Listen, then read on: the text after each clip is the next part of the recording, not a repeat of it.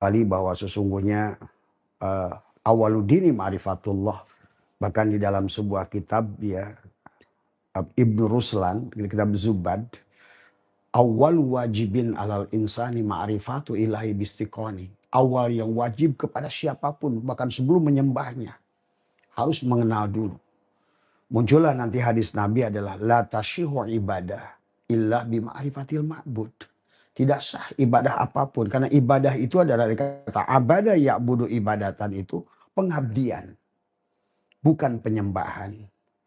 Maka beda mana sholat dan mana sembahyang. Maka inilah yang menjadi rancu ke sini, maka muncullah kelompok-kelompok berbagai macam pemahaman pada Tuhan. Dari Qadariyah, Mu'tazilah, Jabariyah, dan berbagai macam kelompok sampailah muncul ahli sunnah wal jamaah. Tapi walaupun begitu tetap aja pirok juga dia. Tidak pernah jamu tadi semua. Betul. Sehingga muncullah penyembahan-penyembahan tanpa mengenal Tuhan. Sehingga muncullah ibadah sholat yang dia lebih taat kepada sholat, tapi tidak kenal kepada yang menyuruh sholat. Tuh. Bahkan dia membaca firman-firman Tuhan, tapi tidak mengenal kepada yang berfirman. Kemudian dia juga melakukan, bahkan tidak kenal dengan Rasulullah. Maka banyak orang bersolawat juga tidak kenal kepada Rasulullah. Maka Bismillahirrahmanirrahim.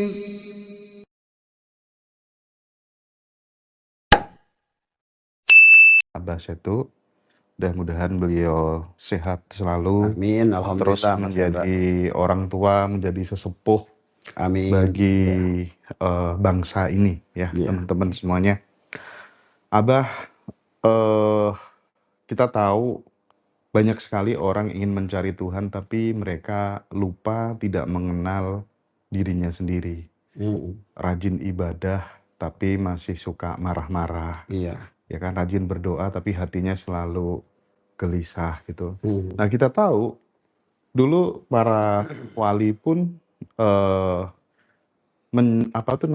membongkar dirinya sendiri untuk mereka sampai di level hakikat atau makrifat, bukan kemudian mencari dari luar gitu.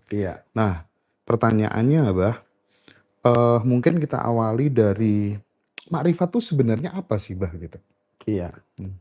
Dari situ Bah.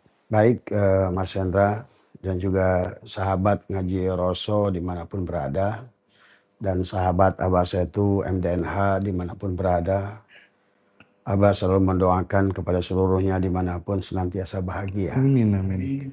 Dan ingin menebarkan energi bahagia ke seluruh Nusantara ini dengan membawa kepada kesadaran tadi semua. Sebetulnya dari kata ma'rifat, ya, ma'rifat itu kan dasar katanya adalah, kalau dikitakan secara terjemahan adalah mengenal tadi semua. Adalah mengenal Allah tadi. Tentu, maka ada sebagian kaul yang mengatakan adalah hadis, tapi ada yang mengatakan asal sahabat, tapi apapun itu katanya, tentang awaludini ma'rifatullah. Awal agama itu adalah mengenal Allah. Tetapi kemudian mengenal Allah itu mustahil, Mas Hendra, tadi semua. Maka disinilah perkembangan sejarah peradaban manusia. Dari sampai dulu zamannya Socrates, Plato, ya, dengan prinsip filosof kan. Bagaimana memahami Tuhan ini secara filsafat. Karena tidak mungkin kita adalah mengenali Tuhan adalah tanpa dengan olah pikir awalnya. Tadi semua. Maka seolah-olah ada dua jalur tadi semua. Ada nubuah. Adalah yang secara adalah wahyun diturunkan. Tadi semua ada lewat kenabian. Tetapi itu melahirkan zikir. Tapi yang satu melahirkan fikir. Kan tadi semua. Maka itulah landasan dasar adalah kemudian oleh Al-Farabi dikawinkan adalah di abad ke-10 itu adalah zikir dan fikir. Tetapi Al-Farabi mengkawitkannya adalah bagaimana filsafat itu adalah menyatu Tapi tadi tujuannya nanti untuk mengenal. Ya. Baik secara filsafat maupun secara nubuah. Itu kan tadi. Sehingga mengertilah manusia itu adalah untuk apa diciptakan. Kenapa ada. Gitu. Dan inilah barangkali kita awali bahwa sesungguhnya awaludini ma'rifatullah. Bahkan di dalam sebuah kitab ya Ibnu Ruslan, kitab Zubad, awal wajibin alal insani ma'rifatu ilahi bistiqoni. Awal yang wajib kepada siapapun, bahkan sebelum menyembahnya, harus mengenal dulu. Muncullah nanti hadis Nabi adalah la tashihu ibadah illa bima'rifatil ma'bud. Tidak sah ibadah apapun, karena ibadah itu adalah dari kata abada ya'budu ibadatan, itu pengabdian, bukan penyembahan. Maka beda mana sholat dan mana sembahyang. Maka inilah yang menjadi rancu ke sini, maka muncullah kelompok-kelompok berbagai macam pemahaman pada Tuhan. Dari Qadariyah, Mu'tazilah, Jabariyah, dan berbagai macam kelompok sampailah muncul ahli sunnah wal jamaah. Tapi walaupun begitu tetap aja pirok juga dia. Tidak pernah jam'u tadi semua. Betul. Sehingga muncullah penyembahan-penyembahan tanpa mengenal Tuhan. Sehingga muncullah ibadah sholat yang dia lebih taat kepada sholat, tapi tidak kenal kepada yang menyuruh sholat. Tuh. Bahkan dia membaca firman-firman Tuhan, tapi tidak mengenal kepada yang berfirman. Kemudian dia juga melakukan, bahkan tidak kenal dengan Rasulullah. Maka inilah banyak orang bersolawat juga tidak kenal kepada Rasulullah. Nah, dalam konsep ini sebetulnya ada dikatakan, tidak mungkin kita kenal Allah kecuali kita kenal mati. Maka sampai ada hadis Nabi adalah innakum lantaro robbakum hatta tamutu. Kamu tidak akan kenal dengan Tuhan kalian. Kamu tidak akan bisa melihat Tuhan kalian sampai kamu mati. Kalau begitu berarti kan kita harus sampai mati dulu. Telat dong Mas Hendra. Ya. Jadi kapan bisa menyembah Tuhan dengan benar kalau harus sudah mati dulu. Tadi semua. Bahkan baginda Nabi menyampaikan sesungguhnya kehidupan manusia di dunia ini adalah mayoritasnya dalam keadaan tidur. Sementara tidur itu adalah kematian. Maka dikatakan tidak mungkin kamu kenal Allah kecuali kenal mati. Tapi tidak mungkin kamu kenal mati nunggu mati. Maka kamu harus belajar kenal mati dari tidur. Maka tidur adalah merupakan pelajaran untuk kita mengenal mati. Sebenarnya diri kita pada saat tidur, Mas Hendra pasti lupa sebagai YouTuber. Mas Hendra lupa sebagai laki-laki. Mas Hendra lupa punya anak berapa. Mas Hendra tidak tahu status Mas Hendra apa, identitas apa. Sebetulnya itu yang diajarkan Tuhan. Kamu bukan siapa-siapa. Kamu bukan apa-apa. Sebenarnya dirimu adalah tidak ada. Itu sebetulnya awalnya. Maka muncullah pernyataan Nabi, man tolaba maula bi ghairi nafsihi faqad dhalla dhalalan ba'ida. Siapa mencari Tuhan keluar dari diri, maka dia tidak akan tersasar. Maka prinsip filsafat ini menjadi sejalan akhirnya. Pikir dan zikir itu tidak bisa dipisahkan. Maka dalam pemahaman filsafat, maka muncullah dari Allah sendiri yang menyampaikan di dalam Al-Quran. Kenapa hampir seluruh ayat Al-Quran itu suruh mengenal diri. Membaca diri. Sampai firman yang pertama adalah Iqra bismi rabbikal ladzi khalaq. Tapi di situ manusia banyak nggak bisa membedakan antara Rob dan Allah, Mas Hendra. Allah itu beda dengan Rob. Tuhan itu beda dengan Rob. Tadi semua. Maka Tuhan ada menyebut dirinya adalah Rob. Misalnya alhamdulillahi rabbil alamin. Man aropa nafsahu faqad aropa robbahu. Paman kana yarju liqa'a rabbihi. Tadi. Ya ayyatuhan nafsul mutmainnah irji'i ila rabbiki. Rob. Manusia dikatakan Tuhan dan Allah itu sama. Maka mengenal makrifat itu adalah mengenal kepada Allah, Tuhan. Makanya la ilaha illallah itu tiada Tuhan gitu kecuali Allah. Nah, disinilah sesungguhnya adalah konsep Al-Farabi, konsep Plato, Aristoteles, kemudian juga ke sini juga Mau nggak mau, ada filosof Islam seperti Imam Ghazali pun akhirnya masuk ke dalam filsafat.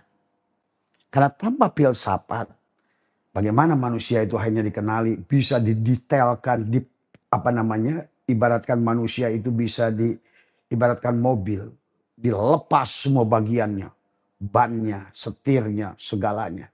Manusia pun bisa. Maka pada saat Allah berfirman, hal ata alal insani hinu minadari lam yakun syai'a madhkura. Pada saat Tuhan berkata di dalam hadis qudsi, ana kuntu kanzan mahfiyah, aku ini tersembunyi dan tertutup, tapi aku ingin nyata. Nah inilah nanti akan dipahami oleh Ibnu Rus dan debatlah dengan Imam Ghazali, apakah dunia ini, manusia ini akan habis, hilang. Timbullah perdebatan dari aspek filosof dan dari aspek nubuah kan tadi semua. Ya.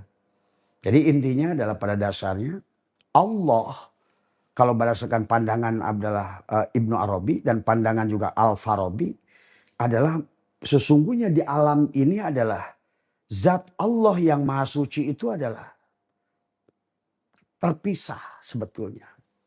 Nah ini. Adapun yang muncul ke alam ini adalah merupakan luluberannya Mas Hendra. Maka disitulah Allah menyebut adalah memiliki sifat adalah siapa sih? Al-Musawwir tadi semua. Allah itu punya sifat adalah Al-Musawwir. Artinya pemberi bentuk tadi semua. Allah itu menyebut dirinya Ar-Razik. Kalau Allah adalah pemberi bentuk, maka harus ada yang dibentuk. Kalau Tuhan itu adalah pemberi rizki, Ar-Razik, maka harus ada penerima rizki. Kalau Allah itu Al-Khaliq, maka harus ada Al-Makhluk. Itu. Kalau Allah adalah Az-Zikir, maka harus ada yang mengingat, mazkur. Nah, disinilah akhirnya mengenal Tuhan itu tidak bisa kecuali kenal diri. Karena mazkur dengan zikir dan madkur satu. Kemudian juga khaliq wal makhluk juga satu. Cuma ada posisi dia sebagai disebut adalah Tuhan itu sebagai Rob, maka itulah Rob itu ada jamak. Allah itu nggak ada jamak, mufrad aja nggak ada, apalagi jamak. Maka Allah itu sebetulnya adalah kalau seandainya kata Abah juga adalah Allah dalam Quran, beliau sendiri yang mengatakan, aku ini adalah nurus samawati wal ar. Tapi kemudian pada saat dia dengan alifnya, lillahi ma fis samawati wal ar.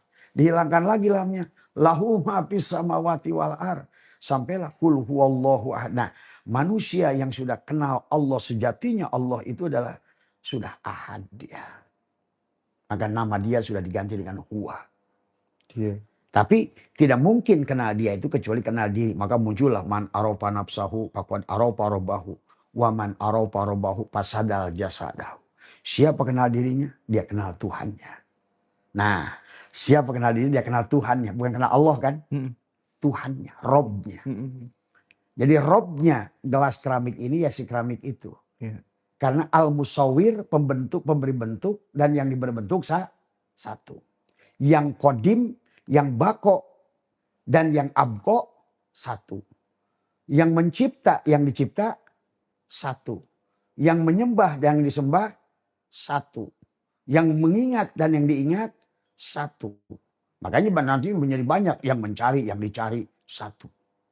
Sebetulnya adalah, tapi jangan dimaknai adalah itihadul, kan memang tidak ada kitanya. Maka tinggal kamu yang ada atau aku yang ada. Maka inilah nanti pada konsep nubuah, konsep kewalian, pada benda, dialah yang tajali pada segalanya. Pada saat kelebihan dia itu ada pada Nabi disebutlah mukjizat. Pada saat datang pada wali disebutlah karomat dia gitu. Pada saat ada pada benda khosyat. Maka setiap benda itu ada khosyat. Gitu. Maka ada mujizat. Kalau ibaratkan pada Nabi itu disebut mujizat. Tapi pada kencur itu khosyat. Gitu. Pada binatang itu mawat. Tadi semua.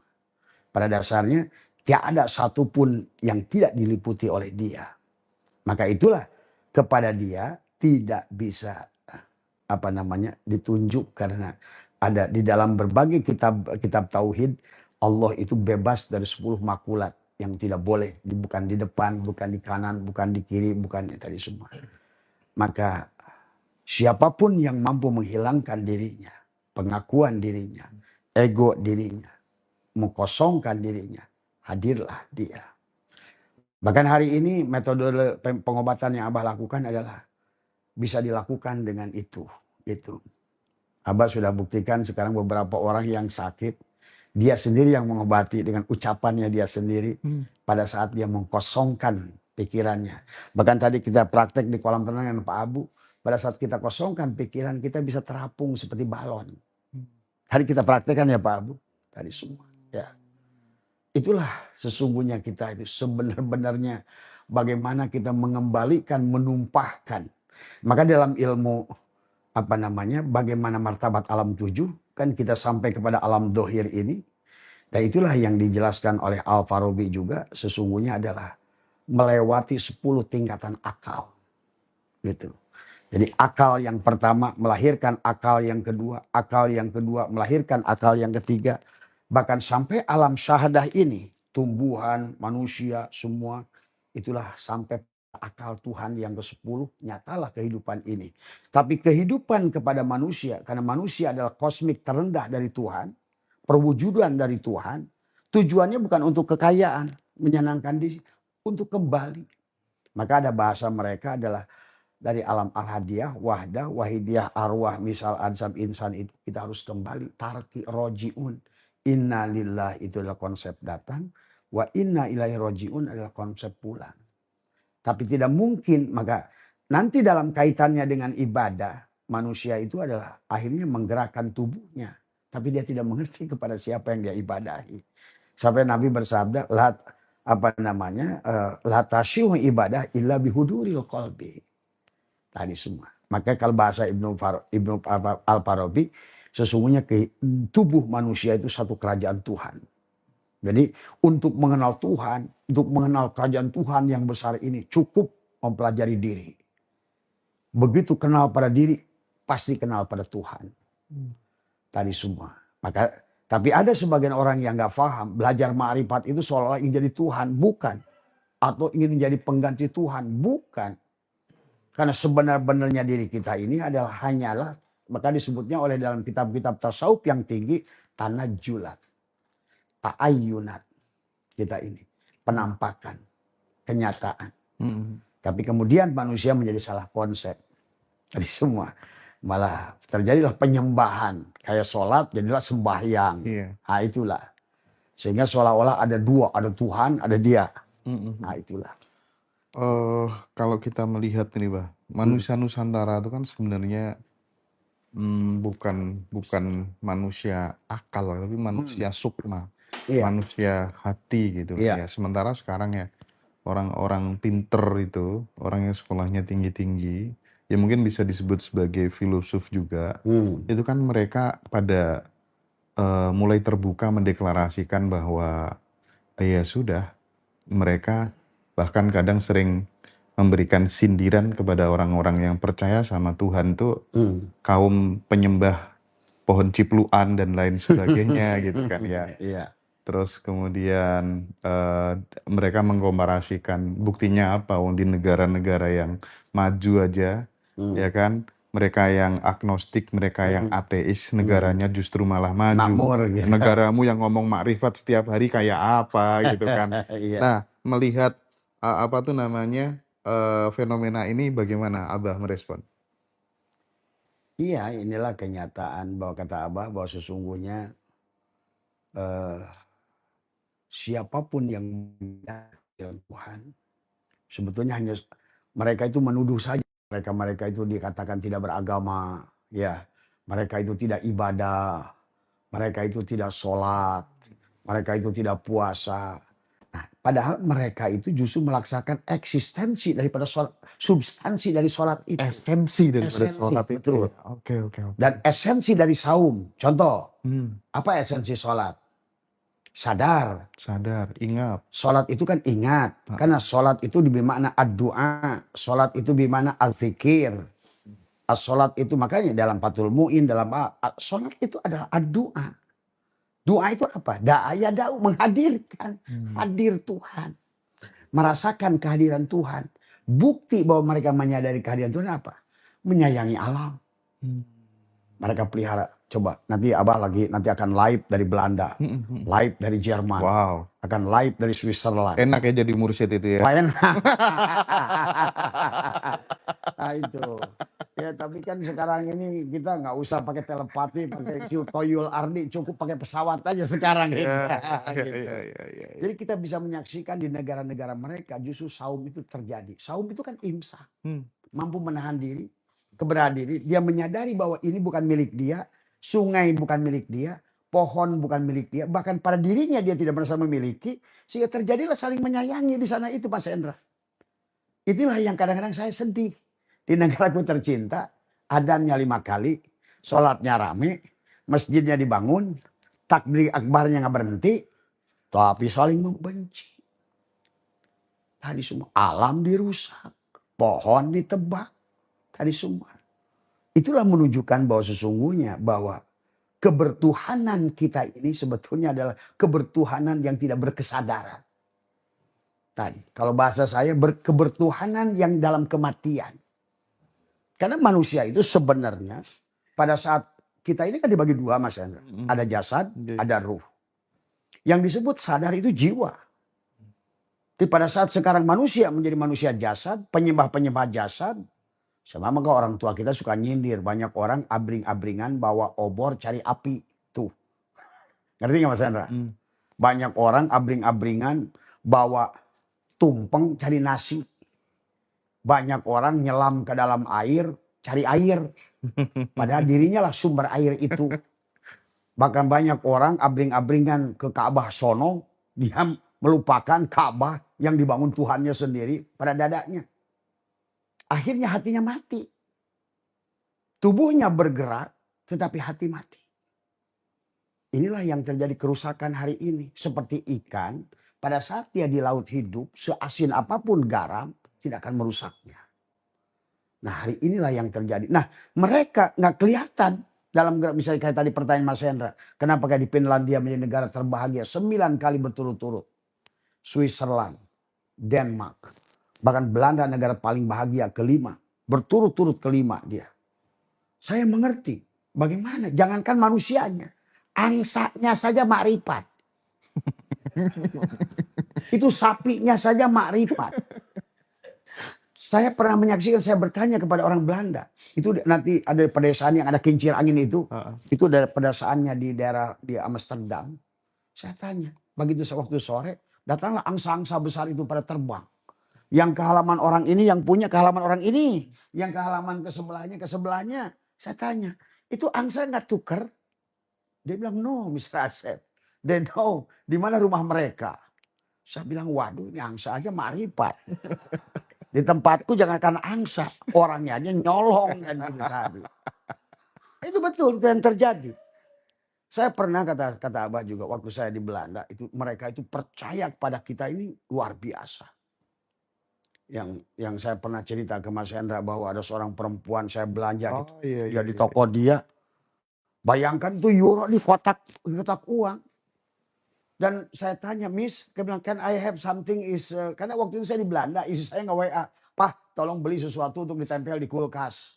Saya bilang, saya udah di Belanda, telat. Karena istri saya bilang, coba di toko saya cari tuh pas di Rotterdam. Rotterdam itu kan kayak dam gitu, tapi di atasnya perumahan semua. Yeah. Saya tanya di satu toko, Miss, can I help me to find something related to Belgium? Dia bilang, no guys, this is related on Holland. Semua tentang Holland.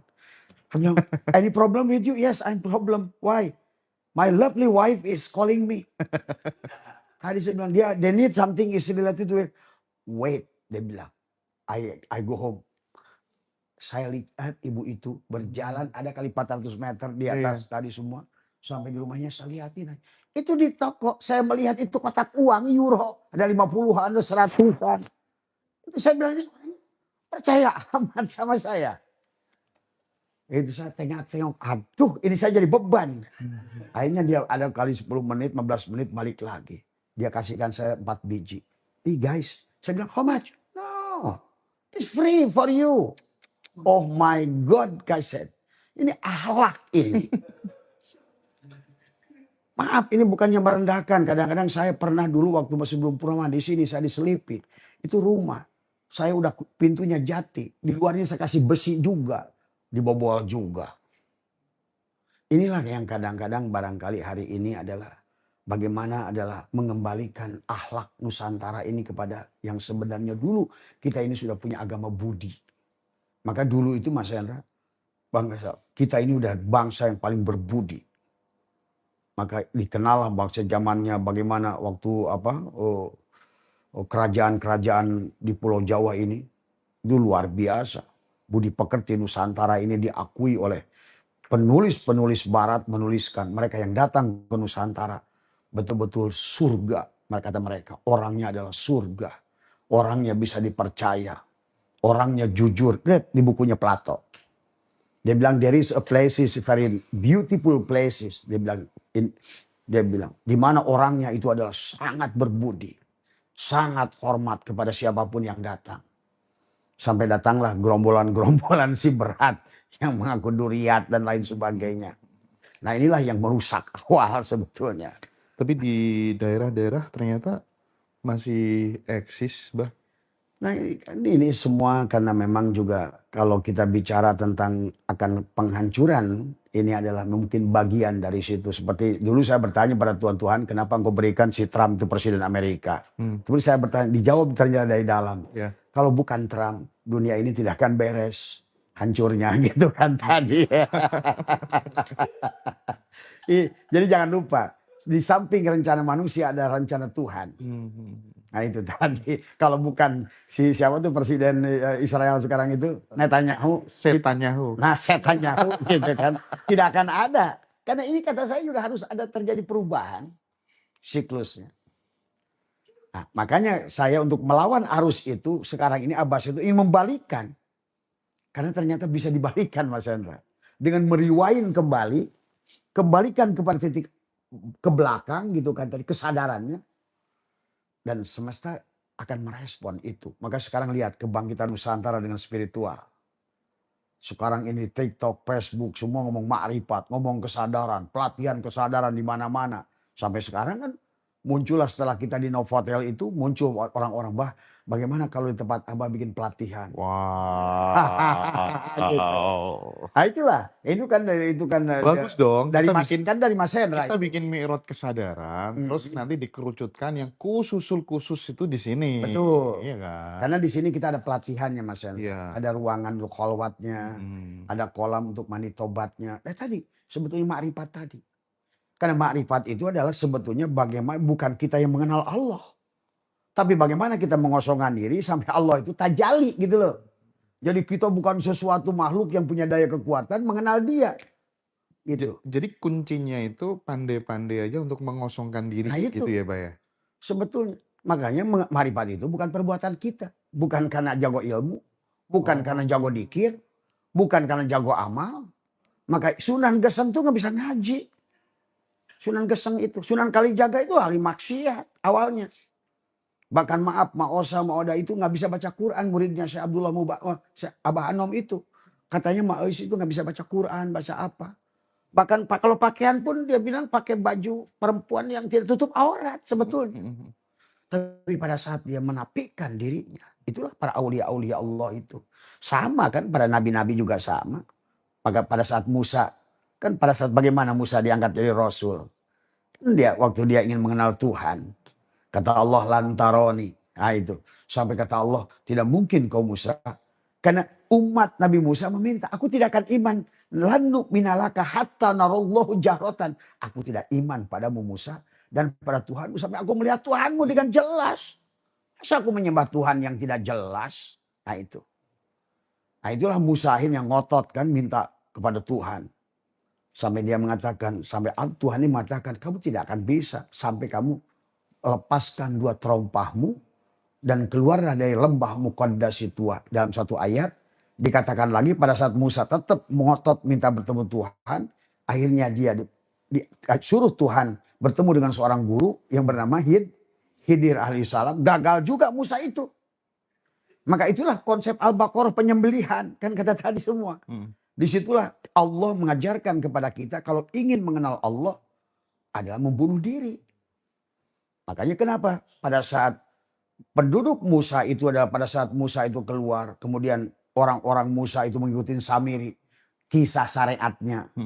Padahal itu kan itu adalah sanepan dari Tuhan sebetulnya. Menciptakan adalah apa namanya sapi dari emas. Sampai Musa berkata, ya Allah bagaimana aku menghukum mereka? Apa kata Allah? Wa id qala Musa ya qaumi innakum dalamtum anfusakum bittikhadikumul ijla fatubu ila bariikum faqtulu anfusakum. Hai Musa, hai katakan pada kaummu, sesungguhnya kalian sudah dolim pada diri kalian sendiri. Maka apa kata Allah tadi? Fatubu ila bariikum. Kembalilah pada Tuhanmu, tabayatubu taubatan. Dengan cara apa? Faqtulu anfusakum, bunuhlah dirimu. Artinya bukan membunuh, membunuh. Itulah konsepnya kesini menjadi al-mutu qoblaan tamutu. Jadi pada dasarnya konsep dengan Tuhan itu nafi isbat, kamu yang ada, dia yang tidak ada. Maka tidak mungkin itihad dan hulul. Gitu. Kalau kamu yang ada, dia tidak ada. Kalau kamu yang wujud, dia Adam. Maka muncullah man arafa nafsahu bil wujud, faqad arafa rabbahu bil man arafa nafsahu bil adam, faqad arafa rabbahu bil wujud. Siapa kenal dirinya yang tidak ada, ketemulah dia Tuhan yang ada.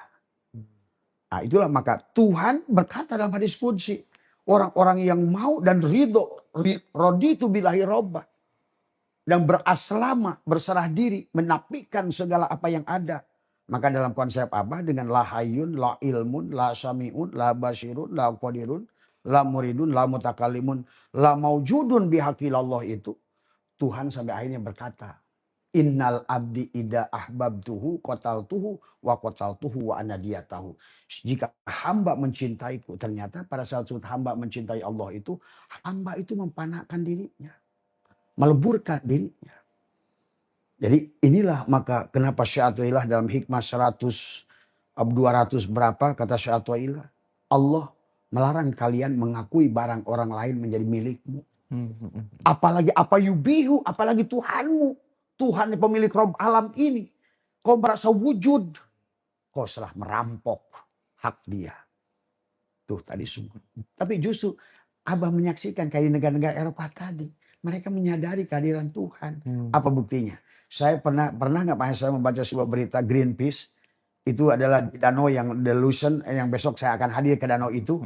Itu kan pada saat musim semi sekarang spring. Itu kan antara musim es dan musim mencair. Itu ada seekor anjing terjebak. Sampai 12 manusia meninggal hanya gara-gara nolong anjing. Itu dulu itu rame itu. Coba. Itu kan coba kita jangankan manusia. Jangankan anjing. Nah itu kadang-kadang kita ini karena masih memandang anjing adalah anjing. Padahal kita ini harus mampu memandang bahwa segala yang nampak di permukaan ini hanyalah sarung golok. Sebenarnya tidak ada. Yang dia ingin tonjolkan bukan yang nampak di permukaan mata ini Mas Hendra. Yang di sebaliknya. Maka Allah katakan unduru ma'adapis samawati wal ar. Lihat yang di sebaliknya. Lihat yang di sebaliknya. Nah mereka sudah mampu melihat yang di sebaliknya. Maka mereka tidak mau menebang pohon. Mereka tidak mau merusak sungai. Coba lihat di sungai Thames, di sungai Lusen. Begitu bersih, jernih. Ya, gini aja lah patokannya. Orang yang sangat islami, pasti di situ salmon masih ada. Artinya bahwa memang mereka mampu menjaga hulu air, hulu sungai, pohon dengan baik. Dan inilah di Nusantara kita hanya dilakukan oleh orang Baduy. Ini semua. Maka kata saya kalau dunia ini kiamat yang hidup itu hanya Baduy. Gitu. Kalau dunia ini perang habis-habisan ya bisa hidup mereka. Karena mereka sudah terbiasa survival dengan alam, mencintai alam. Inilah proses KDM sebetulnya. Nah, itu semua. Abah tadi menyinggung tentang Sunan Kalijogo, Sunan Geseng gitu ya. Dan beberapa wali lainnya itu kan mereka menemukan titik pencerahan ketika kemudian justru tidak melakukan hal-hal yang berbau syariat. Tapi justru kemudian bertapa di tengah hutan, semedi dan lain sebagainya gitu ya. Nah Ini mungkin relate juga, mungkin sudah waktunya ya dijelaskan ke publik gitu, karena saya tuh bolak-balik masuk ke pesantren Thoriqot, jamaahnya banyak, tapi Mm, mursyidnya jarang ikut jamaah, mm, ya kan. mm, Mursyidnya jarang puasa dan lain mm, sebagainya gitu ya. mm, Bahkan di pesantren, mm, kiai besar pun sama, Bah. mm. Ya, ini bukan Thoriqot, Iya, tapi dia dalam juga, luar iya, biasa gitu. mm, Nah, mungkin ini sudah waktunya untuk di-breakdown gitu kan. iya. Nah, gimana Abah menjelaskan hal itu? Ya, dalam arti sisi mana dulu nih? Secara hakikat aja, Bang. Secara hakikat. Belak-belakan aja gitu. Jadi, artinya kan memang, oh si murid ini Ya, ngajarin secara ya level kalau menurut syariat. saya kunci sederhananya agama jangan direkayasa, Hmm. kejujuran dalam bertuhan. Agama jangan jadi bisnis. Kalau mau ke situ, maka siapapun kamu, karena pada dasarnya sederhana dengan Tuhan itu. Makanya Tuhan itu selalu menjelaskan tentang kemudahan, kemudahan. Tapi manusia karena agamanya sudah mau dibisniskan, dipersulit, ditakut-takuti. Ini kan persoalannya di situ Mas Hendra. Allah sudah mengatakan yuridullahu bikumul yusra wala yuridu bikumul usra. Tadi semua. Aku menghendaki kemudahan. Aku menghendaki kemudahan. Wong dari awal pun dia ingin dikenal, masa dia ingin dikenal mempersulit? Cuma yang ingin dikenal itu jangan kamu yang ada. Sebenarnya yang mengenali kamu itu untuk menyadari sebenarnya yang ada aku. Begitu. Kan itu sebetulnya kenapa dimudahkan. Selalulah Allah itu mengatakan yuridullah bikumul yusra wala yuridu bikumul usra. Allah menggunakan kata yusrun bukan kata usrun. Bahkan tidak menggunakan kata sahlun. Itu artinya bahwa mengenal Allah itu semudah kayak kita ngangkat tisu. Makanya mereka yang jadi wali itu nggak ada yang di masjid. Mereka yang di wali itu nggak ada yang di Masjidil Haram. Di guha. Nabi Muhammad juga di guha. Nabi Ibrahim di padang pasir. Nabi Musa di atas gunung. Kemudian juga Adam di Jabal Rahmah. Nabi Nuh di Bukit Judi. Terus buat apa bikin masjid dong?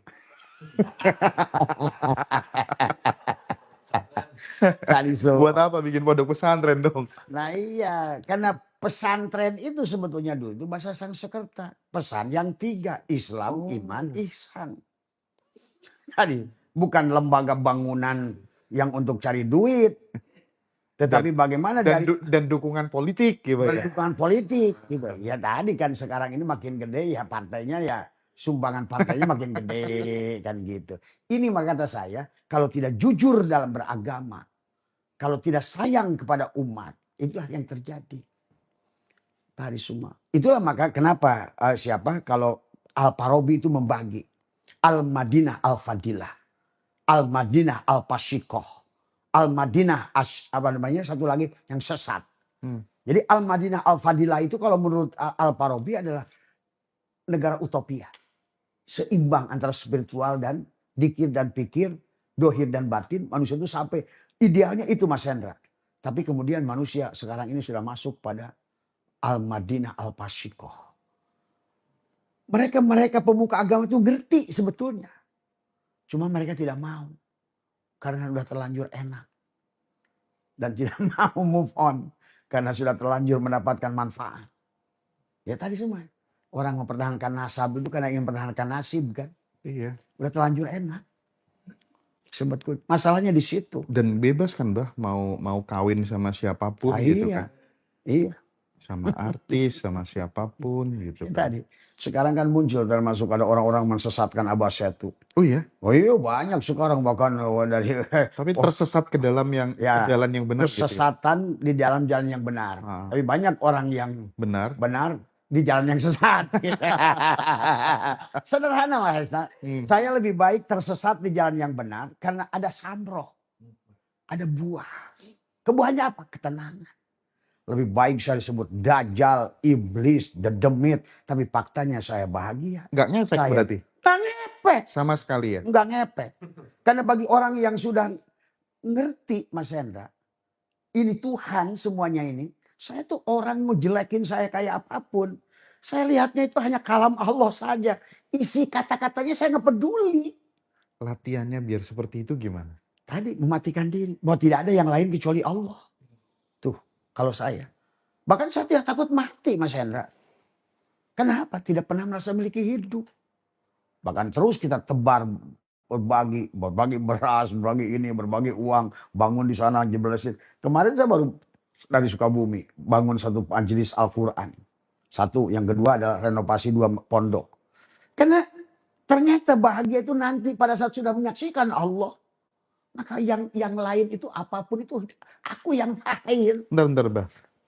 Kalau kemudian dikomparasikan antara kemudian misalnya diem, yang mematikan diri tuh, merasa nggak ikut memiliki tadi ya, sehingga bisa sampai di level abah gitu. Nah, sama berbagi terus karena harta ini kita nggak punya. Itu lebih powerful yang mana sebenarnya? Jangan artikan salahkan diem. Jangan salah artikan sabar. Orang itu selama ini dianggap diam itu nggak bergerak. Diam itu bukan diem. Maka kalau orang Sunda berkata, lu mampah ulah ngalengkah. Lari sambil diam. Bekerja sambil diam. Ke laut tapi diam. Ke kantor tapi diam. Ngaji tapi diam. Pergi Eropa tapi diam. Diam bersama Allah. Kerjanya terus. Tapi tubadil, ganti peran. Itulah memindahkan dari isim fa'il ke isim maf'ul. Yang tadinya aku yang membangun rumah itu, aku hanya menyaksikan dalang pada tubuh ini sedang menggerakkan aku untuk membangun mereka. Artinya tidak diam. Diam si Adamnya itu. Diam si wayangnya itu. Aku menyaksikan dalang pada fi'ilnya pada tubuhku. Aku menyaksikan dalang asmanya pada hatiku. Aku menyaksikan dalang sifatnya pada jiwaku. Aku menyaksikan dalang zatnya pada sirku. Itu. Aku gerak badanku ini. Bangun sana, bangun sini, bagi sana, bagi sini. Bersihkan sungai, penghijauan. Tapi aku menyaksikan dalang yang melakukannya. Itu saja. Selama ini orang bilang, yang penting sabar. Yang penting aku diem. Itu salah. Tapi dia diem, pikiran kabur kemana-mana. Bukan bersama Tuhan. Tadi. Ada yang, makanya tadi manusia itu kalau Abah bilang beberapa kelompok. Tadi. Makanya ada manusia punya dunia, ketipu dengan tidak tertipu dunia. Ya. Tadi yang diam melihat Allah lah yang kaya. Maka tidak pernah merasa memiliki apa yang dimiliki. Karena aku melihat kekayaan Tuhan. Nah, orang yang semacam ini akan terus kaya. Karena orang yang akan diberikan kekayaan oleh Tuhan adalah orang yang siap kehilangan apapun. Termasuk nyawanya karena dia tidak pernah merasa memiliki itu. Latihannya ada meditasinya Mas Hendra. Mengosongkan. Maka tadi saya ke Pak Abu dibuktikan. Pada saat kita kosongkan, nanti kapan-kapan kita bikin praktek, saya tunjukkan ke Mas Hendra bisa jalan di api 10 meter tanpa Mas Hendra merasa panas. Dengan kata-kata beberapa kali dari Abah. Bukan ilmu. Seperti saya tadi Pak Abu menggantungkan 2 beban berat, menggunakan 1 kecil dan tidak jatuh. Logikanya itu 2 beban itu katakanlah masing-masing 200 gram dan 200 gram. Dan bertopang pada 1 benda yang kecil, dia menggantung di sini di ujung. Ini tempel di ujung. Kan harusnya jatuh menurut akal. Nah, disinilah kita adalah memahami bahwa sesungguhnya ada sesuatu yang ada gelombang elektromagnetik, ada Tuhan sebetulnya yang meliputi segalanya. Kita ini semua. Yang Abah rasakan sekarang ini, ya Allah Mas Hendra. Saya sering bilang sama Gus, Abah ini di sorga. Udah. Bahwa, ya tadi. Maka apa yang dikatakan Quran tentang makanan, tentang ini, tentang itu, tentang ini, tentang... Ya memang dirasakan. Tapi bukankah posisi seperti Abah ini karena ketangguhannya ketika dikopiok oleh kehidupan menghadapi pahit getirnya kehidupan, penderitaan itu yang paling membentuk sebenarnya. Tadi saya bicara dengan Pak Abu, dengan Pak Agus waktu kita makan siang. Saya tanya Pak Abu, berapa puluh tahun Pak Abu sekarang bisa jadi pengusaha, punya 100 karyawan di Malaka. Beliau lama di bawah. Saya 8 tahun. Pernah jadi tukang ojek 2 tahun. Dari nelayan 2 tahun. Jualan jagung bakar hampir setahun, nanam jagung bakar, saya mencetak bata merah. Terakhir saya di Jakarta itu ada pembangunan jalan raya kereta. Tiap malam mendorong-dorong besi. Sehingga saya mengerti tentang kehidupan malam. Di situ di Pecenongan itu. Itulah. Tapi itu saya lakukan. Saya bilang ke Agus, bapak saya bukan orang susah Mas Hendra. Saya itu dengan istri saya punya gaji waktu itu 175.000. Dan kontrak saya di jalan Sukabumi itu di Rawabelong 140.000. Punya duit 30.000. 30.000 untuk sebulan. Itu istri saya membeli beras. Beras itu dikantongin. Kemudian makan dengan kerupuk. Adapun sisa saya 30.000 itu untuk beli beras sekantong. Tiap hari dipasang. Disengaja dikantongin untuk 30 hari. Tapi begitu bapak saya datang. Bapak saya kan punya kerbau aja waktu itu 100. Sawah luas. Ada saudara saya dia kolonel waktu itu. Tapi saya sejak itu saya karena mengerti dari kecil baca. Jangan pernah bergantung pada siapapun walaupun itu bapakmu sendiri. Saya pernah Mas Hendra. Terakhir perjalanan hidup saya itu adalah berkebun. Dan saya 1 kilometer tiap hari berjalan ke sana. Pernah membawa 10 karung tai ayam yang bau itu bolak-balik 10 balik. Sebaliknya sekilo. Berarti itu yang saya lakukan. Tapi disitulah begitu pecah, belar. Saya di sini menyadari semuanya, kepasrahan. Disitulah dia perlihatkan segalanya. Maka di tahun 90 itu saya mendapatkan pekerjaan. Dengan gaji 5 juta itu bagus tahun 90. Tahun 90 itu gaji 5 juta itu gagah. Dikasih Honda Accord lagi. Bayangkan orang yang tiap hari nyangkul dikasih Honda Accord. Baru lagi.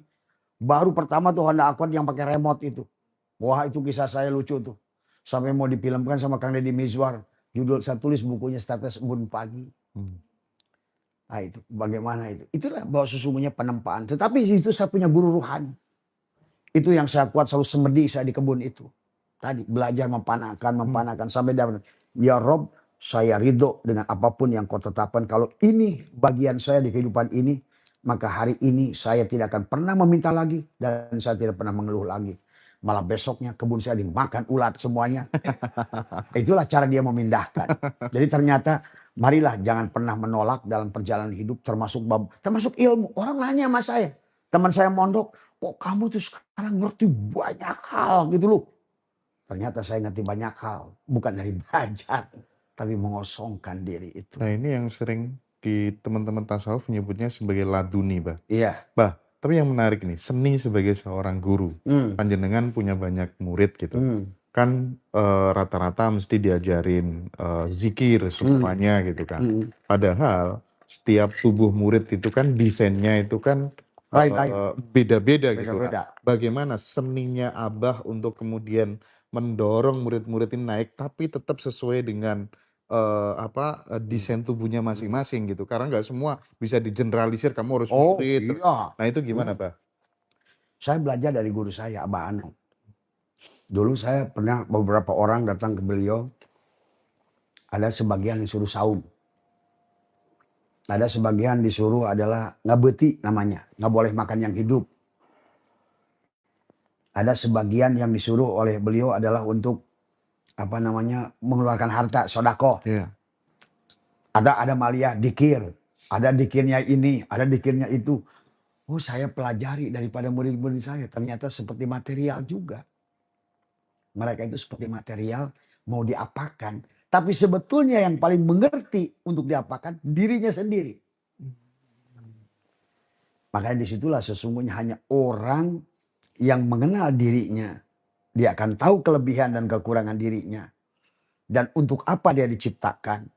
Nah ini mungkin barangkali ada kaitannya juga tentang mengenali Nur Muhammad pada diri Mas Hendra. Bahwa pada dasarnya setiap manusia itu sudah adalah merupakan the champion. Setiap manusia itu adalah bukan diri yang kebetulan datang. Tetapi semua dalam rencana Tuhan yang matang. Ini kita yang hadir di sini di champion. Kita ini daripada miliaran nut sperma bapak yang berlomba berlari-lari. Ibaratkan kayak si Rossi naik motor. Begitu yang satu udah masuk ke oparium, yang satu jatuh mengalah.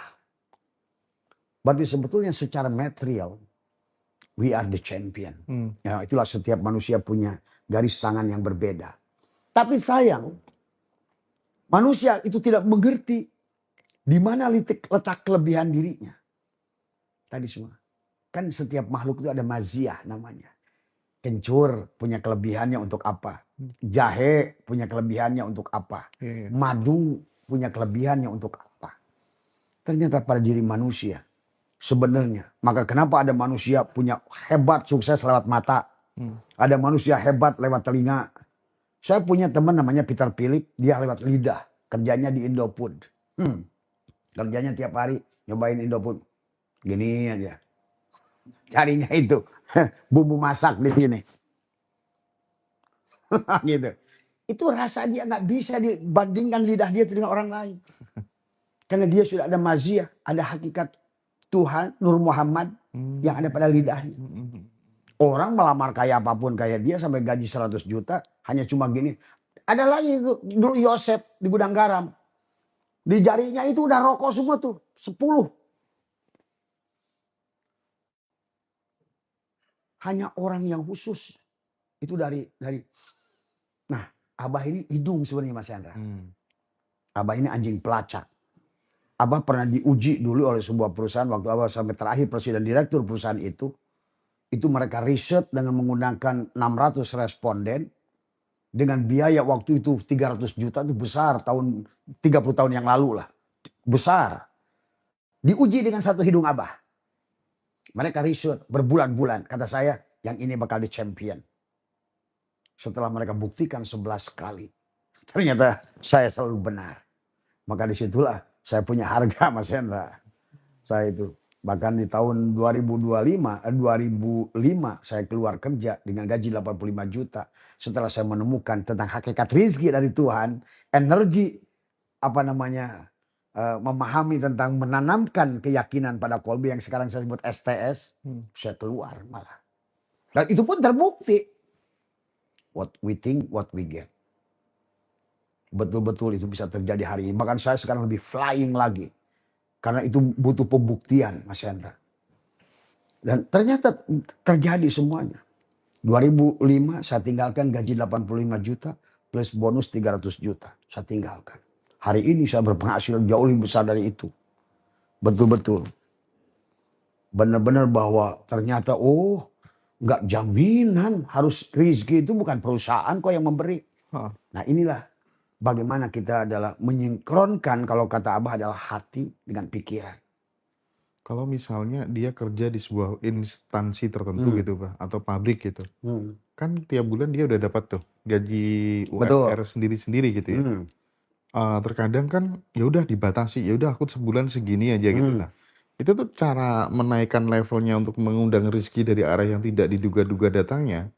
Secara teknis dan non teknis tuh orang apa yang harus dilakukan Mbah gitu. Misalnya dia seorang guru tidak tetap atau kemudian karyawan di supermarket tertentu gitu. Nah, supaya kemudian dia bisa naik level, itu apa yang harus dilakukan? Kesadaran. Kalau kata Bahlian kesadaran. Karena orang sadar itu tidak akan mau dia digaji honorer misalnya 500.000 tiap bulan bertahun-tahun. Itu tidak mungkin. Itu karena dia tidak ada kesadaran dan dia akhirnya kesadaran dia itu dibangun dengan angka itu. Maka dia menerima saja itu bertahun-tahun angka itu. Itu yang tidak mengupgrade dia.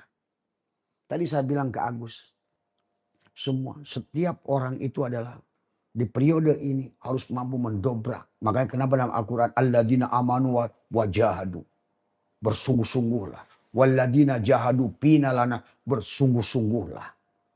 Karena kita itu adalah kesungguhan itulah yang dibangun dengan spirit kita akan berubah. Jadi bukan jangan seperti di sungai. Di mana aja beloknya. Di mana aja nyangkutnya.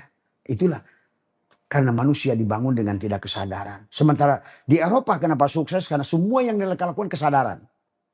Bukan gerak tubuh tapi kesadaran. Jadi semua. Ya. Maaf seperti saya waktu saya di Belgia. Saya pernah di Belgia.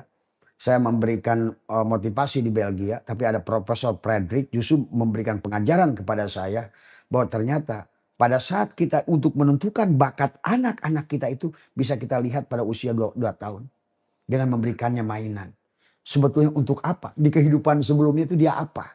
Sebetulnya dia the bestnya itu di mana? Kebanyakan orang kita nggak sukses hari ini Mas Hendra karena not the right man on the right place. Kadang-kadang dia tidak mengerti kelebihannya itu. Maka banyak orang yang asalnya bukan siapa, tahu-tahu ketemu dia apa yang sebetulnya peruntukannya. Bang! Pada saat ketemu sebetulnya dia itu ibaratkan bahasanya adalah pada saat dia ibaratkan cari belut, di sini lubang nggak ada, sini lubang nggak ada. Tahu-tahu begitu di situ ketemu. Ini menarik, Bah. Iya. Aku sering berjumpa orang-orang yang ketemu passionnya di saat yang tepat itu. Ternyata yang bikin mereka kayak gitu karena mereka menabur kebaikan tuh banyak banget. Betul. Even itu diajarin oleh orang tuanya atau kemudian muncul kesadaran sendiri, gift dari semesta, kita nggak tahu gitu. Tapi itu yang saya amati. Betul. Gimana tuh, Bah? Betul. Karena di Quran sendiri dikatakan itu. Hanya orang-orang yang berbuat baik yang Allah akan bukakan jalan. Semakin banyak menabur, maka itu bahkan ilmu, Pak Sendra. Orang yang selalu menebar kasih, berbagi, maka Allah akan berikan yupaqihu fiddin. Akan kepakihan dalam urusan agama. Bahkan kata saya bukan hanya agama. Akan diberikan kefakihan urusan dunia, urusan rizki. Karena memang kita ini harus mentajalikan sifat Allah. Maka kata Allah, ahsin kama asallallahu ilaika. Nah kemarin ada orang ke saya, Bah, tolong doakan saya. Untuk apa? Biar saya bisa seperti Abah berbagi. Saya tanya, Bapak sekarang sudah berbagi belum? Belum. Kalau Bapak kecil aja belum bisa berbagi, berarti gede pun tidak akan bisa berbagi. Maka jangan nunggu gede untuk berbagi. Berbagilah, pasti gede nanti. Dan Allah sudah mengajarkan dalam Quran kan, alladzina yunfikuna fis-sarra'i wad-dharra'i. Kalau orang yang tidak bersyukur dengan nikmat kecil, juga tidak akan bersyukur dengan besar, kata Nabi. Malam yaskuril qalila lam yaskuril katsir. Orang yang tidak bisa berbagi dengan rezeki kecil, pasti tidak akan bisa berbagi. Kenapa kamu tidak berbagi rezeki kecil? Kamu belum mampu melihat Allah pada dirimu dan orang yang akan kau beri. Maka itulah Tuhan itu sebetulnya bukan tentang ibadah dalam Al-Quran. Baroh lebih dihargai daripada Musa, seorang Rasul. Karena Baroh itu menyayangi orang walaupun dia syirik. Tuh. Bahkan tentang kisah nabi-nabi yang orang-orang yang mendapatkan haji mabrur. Yang gak pernah pergi ke sono semuanya. 7 kisah haji mabrur, tak satu pun yang pergi ke sana. Anjing, seorang pelacur yang menolong anjing. Ngasih makan anjing, ngasih minum anjing. Tadi semua. Kemudian juga Syekh Abdullah Mubarak yang selalu berbagi. Justru nggak pergi ke sana. Jadi intinya hidup ini tentang. Maka kenapa kata Abah di Quran itu. Orang iman, sodako. Orang takwa, sodako. Orang husu, sodako. Orang hijrah, sodako. It's about who you are. Tentang kamu siapa dan bagaimana kau bisa memandang selain dirimu adalah dirimu yang lain. Dan sodakoh ke kanan kiri lebih mulia ketimbang sodakoh ke Mekah gitu ya. Nah itu. Kan tadi. Assalamualaikum dalam sholat. Ke kananmu berikanlah keselamatan, rahmat, kasih sayang dengan sodakoh, wabarakatuh. Keberkahan. Ke kiri pun ya bukan jauh-jauh. Nah orang sekarang salah mengartikan min asari sujud. Allah berkata kan tadi. Muhammadur Rasulullah walladina ma'hu asyiddau alal kuffar. Ruhama'u bainahum tuh. Ruhama'u bainahum. Tarohum ruka'an sujada. Ruku dan sujud. Bukan ruku dan sujud sholat saja. Hormat kayak orang Jepang pada orang hormat lagi. Mereka seolah-olah kayak meniadakan dirinya gitu ya, Bah ya. Sampai gini. Iya, kalau telosor gitu, Bah. Ya dia kita gini lagi dia. Pokoknya dia selalu merasa ingin di bawah. Nah kita selalu merasa ingin di atas. Yang bodoh aja sombong. Yang bodoh aja kayak merasa pemilik sorga. Ya. Tuhan itu sudah dianggap nggak ada. Wah, saudara lu, kafir lu. Ini. Sementara mereka menghargai manusia. Iya, Pak. Luar biasa. Itu tandanya mereka itu ngerti siapa dirinya, siapa orang lain. Maka tadi orang kita ini ngaku-ngaku agama. Tapi sebetulnya hampir tadi karena tidak bertuhan. Iya, Pak. Bener tuh. Itu. Aku pernah lihat pemain voli terkenal di Jepang tuh. Iya. Nishida tuh. Waktu serven gitu, Pak. Kena perempuan. Lari langsung delosor gini. Oh, betul, Pak. Saya tuh udah biasa ketemu mereka. Kalau mereka berbuat salah, luar biasa. Minta maafnya itu luar biasa. Bahkan kata saya sih, iya. Itu kenapa mereka sukses. Itu Islami, Bah, namanya. Itu Islami. Esensinya Islam. Bukan itu ya, bukan pakai jubah, bukan. keturunan Nabi.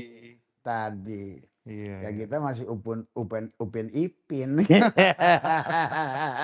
Abah dulu Asal, pernah bilang, eh, 2027 Sabdo Palon Nage hmm, Janji di mana hmm, agama Budi akan hmm, apa tuh namanya bener-bener bangkit gitu ya. hmm, Artinya output sosial masyarakat kita akan tercemin di situ, bukan betul. hanya tentang Hmm, ritualitas agama semu hmm, belaka gitu. Nah, bagaimana Abah memulai membangun kedekatan dengan mereka yang lintas agama, hmm, sibuk menemukan titik persamaan hmm, dari selama ini yang menimbulkan perpecahan, pertengkaran, bahkan saling membunuh tuh gara-gara agama itu kan real fakta gitu. betul. Nah, bagaimana, Abah? Gerakannya dibangun Abah? Nah, inilah yang karena Abah secara batin kebetulan diizinkan oleh Allah untuk menyaksikan dan merasakan apa yang akan terjadi gitu kan tadi semua, dan melihat ini adalah apa namanya, maka kenapa mendapatkan selama 2 tahun ini mengadakan gerakan-gerakan tadi semua. Bahkan Ka'bah ini kemarin belum lama ada biksu, ada pendeta Katolik ke sini. Kemarin bahkan di Lampung itu ngaji kita bersama Katolik, Hindu, Buddha, Campur kita gitu ya? campur. Bahkan mereka bertanya di forum pengajian itu. Sebenarnya itu hal sederhana. Kalau bahasa Sabdo Palon menagih janji, hari ini sebetulnya adalah bibit, Mas Hendra. Kenapa Nusantara ini tidak berkembang? Dan kenapa sekarang Abah Setu itu hadir? Sebetulnya kita ini sudah punya bibit bagus. Pak Hendra bisa bayangkan nggak? Pada bibit itu, pada biji duren, di dalamnya itu di mana Tuhan menyimpan pohon, di mana Tuhan menyimpan daun, ranting, calon buah. Sebenarnya kan sudah ada bibitnya. Hmm. Tinggal sekarang ini terkurung tadi. Kalau bahasanya kapir. Hmm. Kita kan udah orang kapir. Ya, ya. Nggak rasa kata Gus Dur kapir dewe nggak digateke. Tertutup tadi sumur. Jadi kita ini orang Islam ini sekarang seperti kita dalam sumur yang dalam dan gelap. Matanya sih nggak rusak. Tapi gelap. Dipelotot-pelotot di sumur yang gelap. Tanpa ada cahaya. Nah, Abah ini Sabdo Palon atau Abah ini makanya sedang memberikan cahaya. Dan hari ini sebetulnya sudah mulai bangkit. Si bibit tadi keluar tunas tuh sekarang. Tidak akan bisa dibendung. Kapan bisa disebendung Tidak ya? bisa. Paling cuma bisa disesat-sesatin. Disesatkan doang. Iya. Tapi nanti begitu kekuatan ini sudah menyebar merata, mereka diam yang mesesatkan itu. Iya. Karena sekarang ini adalah bukan atas kehendak siapapun. Bibit-bibit itu sudah ada. Cuma mati karena tadi ibaratnya nggak ada cahaya. Coba. Seperti kan tadi, itulah sesungguhnya Tuhan sendiri yang tumbuh seperti ayam, telur. Dari mana telur ayam itu bisa muncul jadi ayam? Di mana nyimpan paruhnya? Di mana nyimpan bulunya? Di mana? Nah, inilah butuh penggerak, pemberi cahaya untuk ayam itu netes. Atau bibit tadi untuk tumbuh tunas.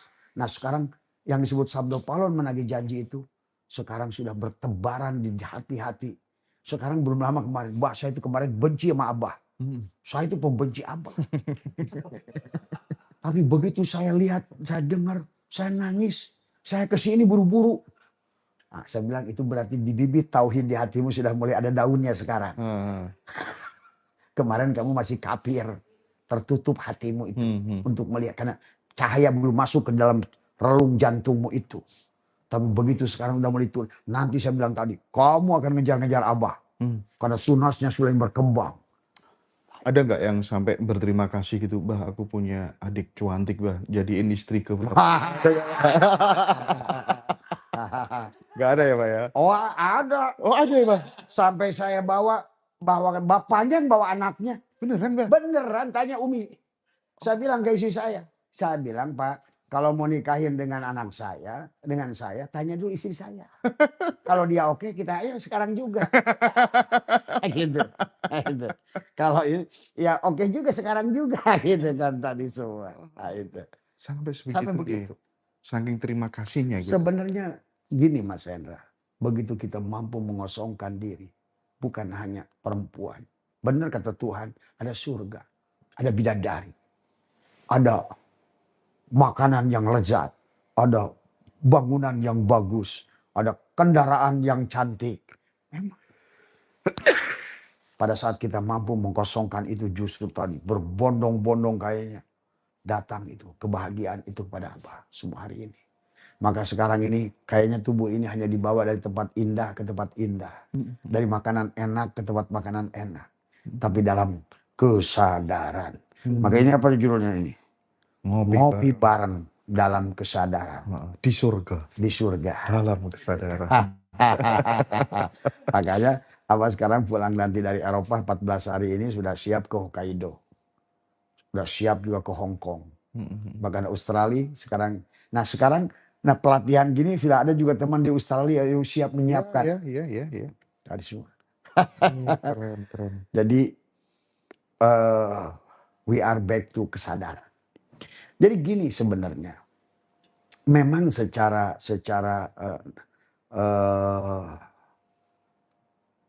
hakikinya manusia itu dulu kan dalam pool kesadaran tadi semua. Tapi kemudian kan dibagilah mereka itu kesadaran tinggi, sonur, ultrasonur, sonur, infrasonur. Kehidupan kita ini. Maka manusia itu pada saat lahir itu hanya 12% saja kesadarannya. Jadi bayangkan hidup di zaman ini apalagi ada perang, ada orang kayak Donald Trump, kayak Netanyahu, bikin keributan sehingga bensin naik tinggi, harga plastik juga naik, masalah di mana-mana. Kesadaran 12%. Bahkan itu pun makin tertutup dengan doktrin dan dogma. Karena doktrin dan dogma itu membunuh hati, Mas Hendra. Inilah kematian sebetulnya Islam itu pada saat doktrin dan dogma yang akhirnya manusia itu seperti kebo ditarik saja oleh tali. Dia membunuh akalnya sendiri. Sementara hidup hari ini membutuhkan akal yang jernih. Itulah saya tuh mengatakan su'aul basyirah yushiduka kurbahu minka.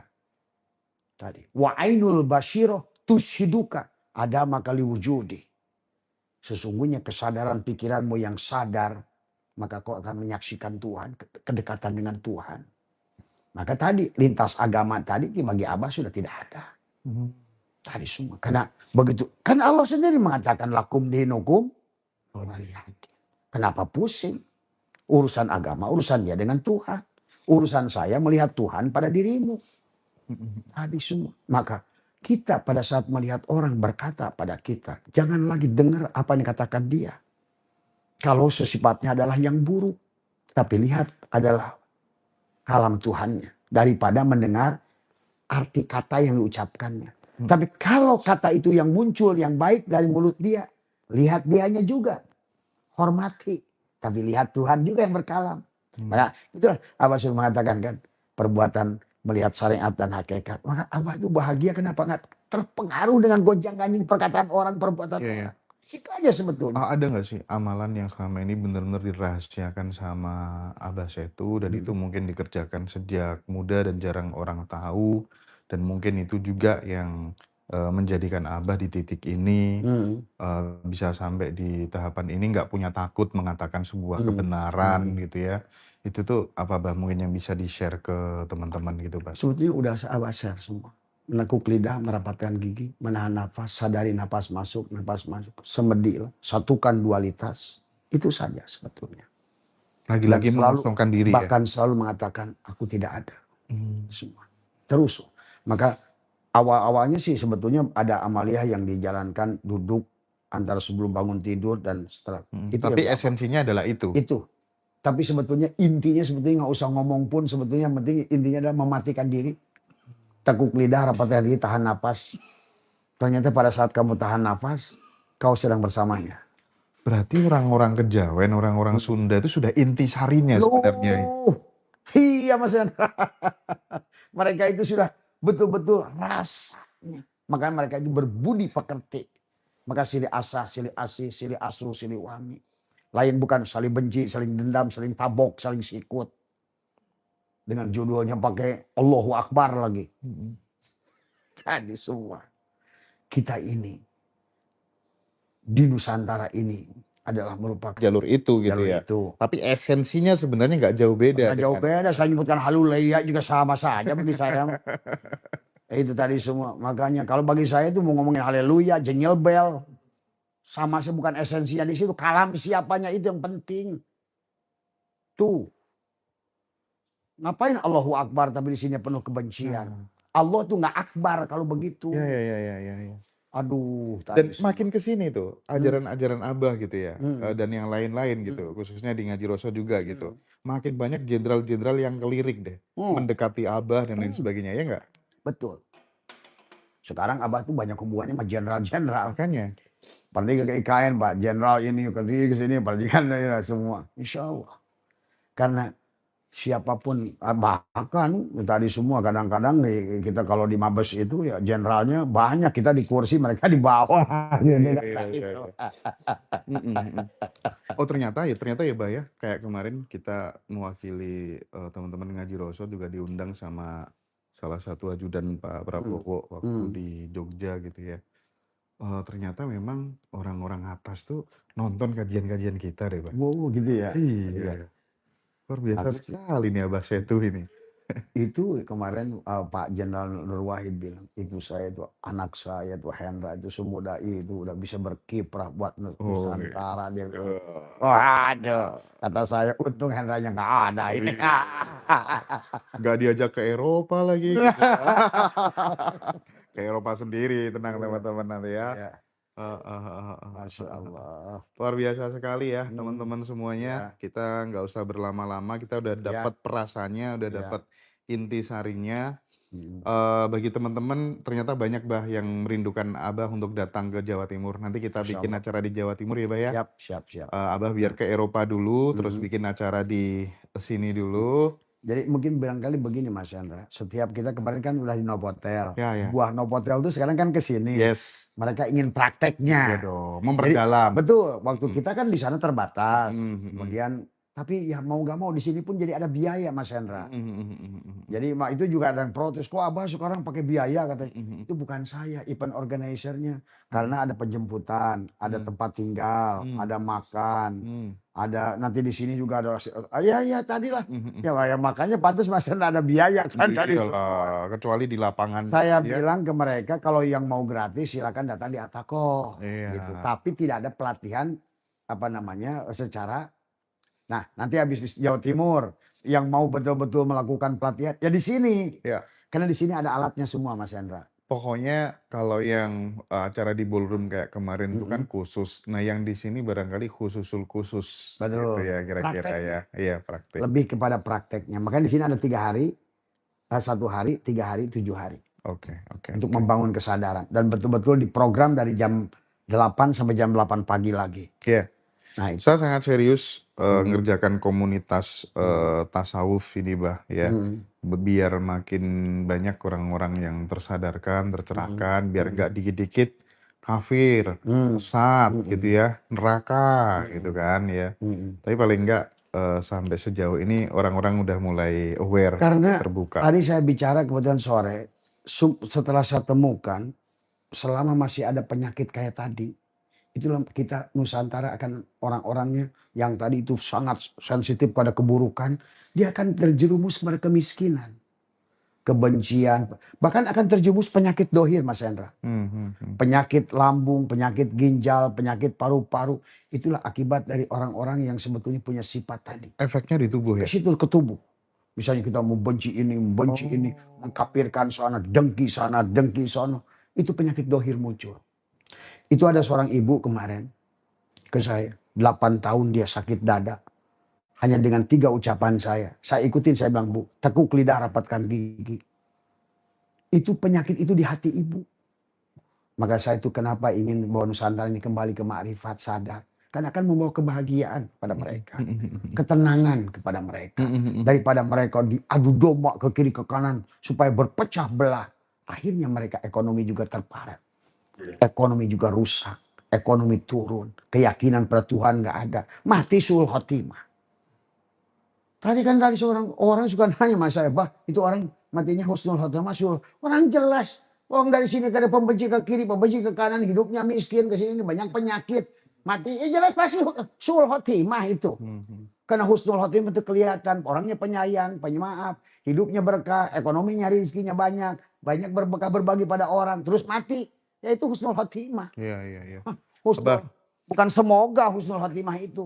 Terakhir Bah, kenapa sedikit-sedikit selalu tekuk lidah? Bedanya diem dengan ditekuk lidah sama nggak ditekuk lidah itu apa? Bedanya apa? Sebetulnya kalau saya melihat ya, itu pelajaran sebetulnya, bahkan tidak saya ingin mengatakan bahwa itu adalah amalia Rasulullah gitu kan. Tetapi kalau kita melihat daripada apa yang dilakukan beliau, itu kayaknya seperti itu. Karena kan menutup, kata beliau, adalah 2 mata, 2 telinga, dan mematikan diri. Dan ternyata hari ini orang yang mati itu, Mas Hendra, sebetulnya adalah lidahnya itu menekuk ke atas. Dan ternyata sekarang ilmu pengetahuan membuktikan ada sarapenom di atas kita ini. Pada saat lidah kita menekuk ke langit-langit atas, itu seperti tower pemancar yang akhirnya membuka elektromagnetik kita kepada, kan ini gelombang elektromagnetik. Kita tersambung dengan dia. Tekuk lidah, rapatkan gigi, tahan napas. Maka dalam bahasa saya adalah, sebetulnya diajarkan di semua thariqah, tawajuh namanya. Tawajuh, tapi tawajuh masuk ke medan tafakur, masuk ke medan tadakur, akhirnya tawakul. Maka itulah kenapa tawakul itu wa yattaqillah yaj'al lahu makhraja. Banyak orang dulu itu dengan bersembunyi. Bung Karno setiap di penjara. Kenapa Bung Karno itu makrifatnya luar biasa?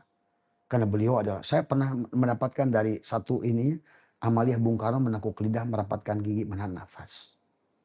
Maka waktu beliau di penjara di mana itu, di Pulau Penida, di mana itu beliau itu sampai ada orang menyaksikan di penjaranya ada 7 Bung Karno. Itu kan sebetulnya adalah dengan seperti ini adalah menahan napas. Berarti. Nah, termasuk saya mengapung itu. Awalnya melatihnya begitu. Mengosongkan diri. Itulah konsep Nabi, kata Nabi, an-nasu niyamun wa idamatu intabahu. Nah, manusia itu tidur, ketika mati dia bangun. Nah, menekuk lidah, merapatkan gigi itu bangun sebelum mati. Sebetulnya. Gini, pada saat kan Nabi isbat Mas Hendra. Mas Hendra mati, yang ada siapa? Disitulah, maka kenapa dengan Allah tuh la syautin la harpun ujumi. Pada saat kau tekuk lidah.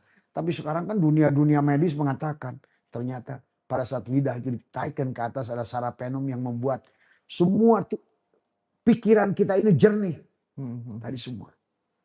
Tadi semua. Oke. Itu saja barangkali. Terima kasih banyak Abah atas waktunya ya. Mudah-mudahan bermanfaat buat teman-teman semuanya. Kita ketemu di episode selanjutnya teman-teman. Kita doakan Abah sehat selalu, tetap menjadi orang tua bagi kita. Amin. Terima kasih. Mas Chandra. Ya. Nih.